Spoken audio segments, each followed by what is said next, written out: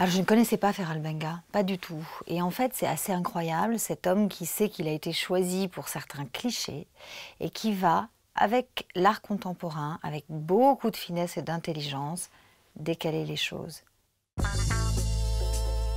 Né au Sénégal, Feral Benga fut l'une des grandes figures de la danse et des cultures noires dans le Paris des années 30.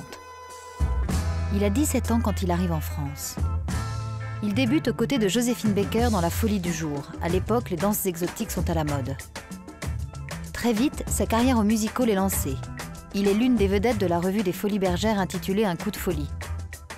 Bientôt, la critique le consacre comme l'étoile noire.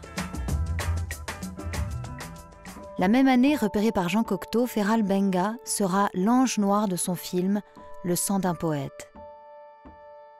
Tous les grands photographes de l'époque l'immortalisent. Il devient une icône.